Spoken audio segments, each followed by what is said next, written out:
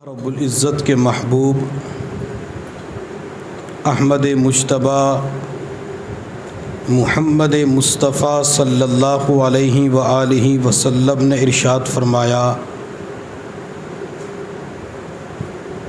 جب تک کائنات کے اندر کچھ بھی نہیں بنا تھا اس وقت کائنات کے اندر ہر طرف پانی ہی پانی نظر آتا تھا۔ پھر اللہ رب العزت کے حکم سے ایک جگہ سے بلبلہ پیدا ہوا، اس بلبلے نے زمین کی صورت اختیار کر لی۔ کائنات کے اندر پانی کے جس حصے سے بلبلہ پیدا ہوا، زمین کی صورت اختیار کی، اس جگہ پر بیت اللہ کی بنیاد رکھی گئی، اس جگہ پر بیت اللہ کی تعمیر کی گئی۔ کائنات کے اندر سب سے پہلے بیت اللہ کو بنایا گیا۔ بیت اللہ کے بعد اس کائنات کے اندر جو دوسری مقدس بابرکت مسجد بنائی گئی اسے مسجد اقصی کہا جاتا ہے۔ ایک صحابی رضی اللہ تعالی عنہ فرماتے ہیں کہ ہم حضور صلی اللہ علیہ وسلم کی خدمت میں حاضر تھے تو میں نے عرض کیا، یا رسول اللہ صلی اللہ علیہ وسلم، اس کائنات کے اندر سب سے پہلے کس مسجد کی بنیاد رکھی گئی، کس مسجد کی تعمیر کی گئی؟ تو آپ علیہ الصلاۃ والسلام نے ارشاد فرمایا، سب سے پہلے بیت اللہ کی بنیاد رکھی گئی۔ اللہ کے نبی اس کے بعد؟ تو آپ صلی اللہ علیہ وسلم نے ارشاد فرمایا، بیت اللہ کے 40 سال کے بعد مسجد اقصی کی بنیاد رکھی گئی۔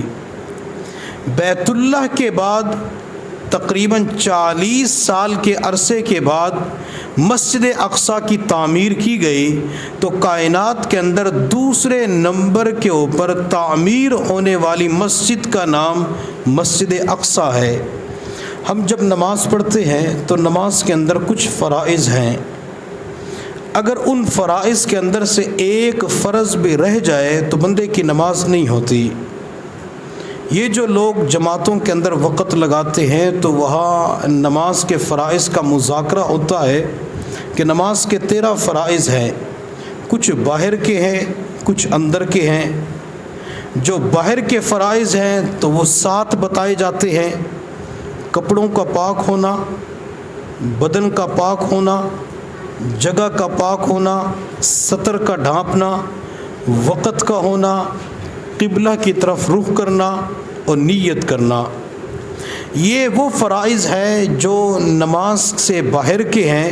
جب تک انسان تکبیر تحریمہ کہہ کر اپنے ہاتھوں کو نہیں باندھتا تو اس سے پہلے ان فرائض کا اہتمام کرنا ہوتا ہے۔